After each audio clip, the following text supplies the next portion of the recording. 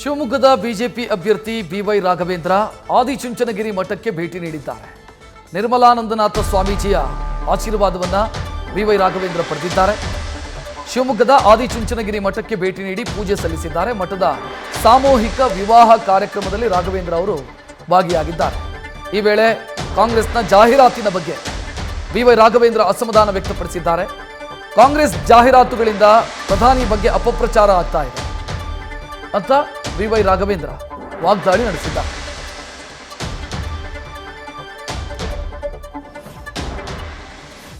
ಕುಂಸಿಯಲ್ಲಿ ರೈತರ ಒಂದು ಸಮಾವೇಶ ನಡೀತಾ ಇದೆ. ಇಡೀ ನಮ್ಮ ಜಿಲ್ಲೆಯ ಪ್ರಮುಖ ರೈತರ ಒಂದು ಹಿತಚಿಂತನೆ ಯೋಚನೆ ಮಾಡುವಂಥ ಒಂದು ಸಾವಿರಾರು ಜನ ಪದಾಧಿಕಾರಿಗಳ ಜೊತೆಗೆ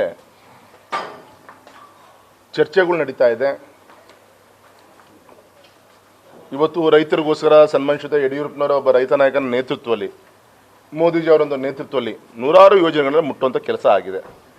ಆದರೆ ಇನ್ನೂ ಕೂಡ ರೈತರ ಮುಖದಲ್ಲಿ ಸಂತೋಷನ ಕಾಣಬೇಕಾಗಿದೆ. ನಾವೆಲ್ಲರೂ ಕೂಡ ಅವರ ಆದಾಯ ದುಪ್ಪಟ ಆಗಬೇಕಾಗಿದೆ. ಪ್ರಧಾನಮಂತ್ರಿಗಳು ಸಂಕಲ್ಪ ಮಾಡಿದ್ದಾರೆ. ಹಾಗೆ ಈ ದೃಷ್ಟಿಯಿಂದ ಆ ಚರ್ಚೆಗಳ ಮುಖಾಂತರ ಚುನಾವಣೆ ನಂತರ ಪಾರ್ಲಿಮೆಂಟಲ್ಲಿ ರೈತರ ಪರವಾಗಿ ಇನ್ನೂ ಯಾವ್ಯಾವ ವಿಚಾರದಲ್ಲಿ ನಾವು ಶಕ್ತಿಯನ್ನು ತುಂಬೋದು, ಆ ದಿಕ್ಕಲ್ಲಿ ಒಂದು ವಿಮರ್ಶೆಗಳನ್ನು ಚರ್ಚೆಗಳನ್ನು ಇವತ್ತು ಇಟ್ಕೊಂಡಿದ್ದೀವಿ ಕುಂಸಿಯಲ್ಲಿ. ಅದೇ ರೀತಿ ಶಿಕಾರಿಪುರದಲ್ಲಿ ಇವತ್ತು ಸುಮಾರು ಒಂದು 500ಗಿಂತ ಹೆಚ್ಚಿನ ಕಾಂಗ್ರೆಸ್ಸಿನ ಕಾರ್ಯಕರ್ತರು ಭಾರತೀಯ ಜನತಾ ಪಕ್ಷವನ್ನು ಸೇರ್ಪಡೆ ಆಗ್ತಾ ಇದ್ದಾರೆ. ದೊಡ್ಡ ಒಂದು ಯುವ ಮೋರ್ಚಾ ಸಮಾವೇಶನೂ ಕೂಡ ಇವತ್ತು ನಡೀತಾ ಇದೆ. ಒಂದು ಸಂತೋಷ ಅಂದರೆ ನಮ್ಮ ತಮಿಳುನಾಡಿನ ಮುಂದಿನ ಮುಖ್ಯಮಂತ್ರಿಗಳೇ ಅಂತ ಹೇಳಿ ಜನ ಈಗೇನು ಮಾಡಿದ್ದಾರೆ, ಚರ್ಚೆಗಳು ಮಾಡ್ತಾ ಇದ್ದಾರೆ. ಸನ್ಮಾನಿತ ಅಣ್ಣಾಮಲೈ ಅವರು ಇವತ್ತು ಶಿವಮೊಗ್ಗ ಆಗಮಿಸ್ತಾ ಇದ್ದಾರೆ. ಸಂಜೆ 4 ಗಂಟೆಗೆ ಬಂದು ಭದ್ರಾವತಿಯಲ್ಲಿ ತುಂಬ ದೊಡ್ಡ ಸಮಾವೇಶನ, ಸುಮಾರು ಒಂದು 10-20 ಸಾವಿರಕ್ಕಿಂತ ದೊಡ್ಡ ಒಂದು ಸಮಾವೇಶ ಅಲ್ಲಿ ನೆರವೇರುತ್ತೆ.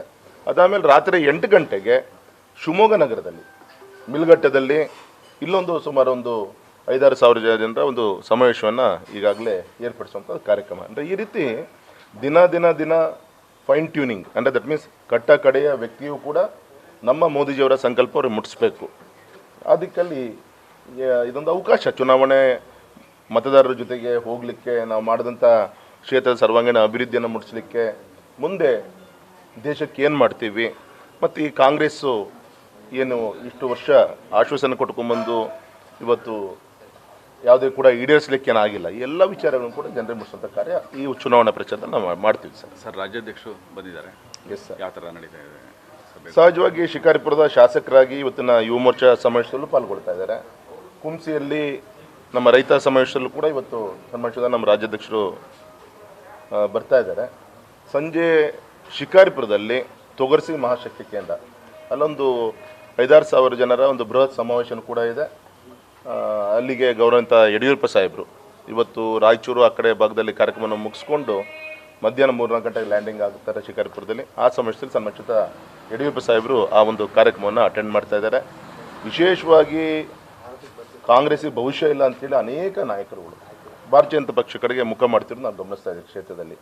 ನಿನ್ನೆ ಗೌರವಿತ ಹೊಸನಗರದ ಉಮೇಶ್, ಜೀವನ ಪೂರ್ತಿ ಕಾಂಗ್ರೆಸ್ಸನ್ನು ಕಟ್ಟಿದಂಥ ಒಬ್ಬ ಹಾಲ್ಗದ್ದೆ ಉಮೇಶ್ ರವರು, ಒಬ್ಬ ಒಕ್ಕಲಿಗ ಸಮಾಜದ ಮುಖಂಡರು, ಅವ್ರು ನಿನ್ನೆ ಯಡಿಯೂರಪ್ಪನವರ ಒಂದು ನೇತೃತ್ವ ನಿನ್ನೆ ಪಕ್ಷಕ್ಕೆ ಸೇರ್ಪಡೆಗೊಂಡರು.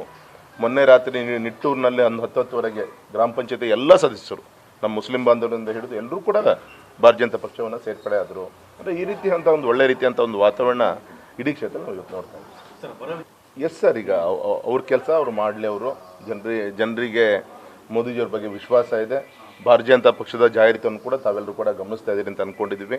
ಕೇಂದ್ರದಿಂದ ರಾಜ್ಯಕ್ಕೆ ಎಷ್ಟು ಕೋಟಿ ಕೊಟ್ಟಿದ್ದೀವಿ, ಇನ್ನು ಮನಮೋಹನ್ ಸಿಂಗ್ ಸರ್ಕಾರ ಇದ್ದಾಗ ಎಷ್ಟು ಕೊಟ್ಟಿದ್ದು, ನಮ್ಮ ಸರ್ಕಾರದಾಗ ಏನು ಕೊಟ್ಟಿದ್ದೀವಿ.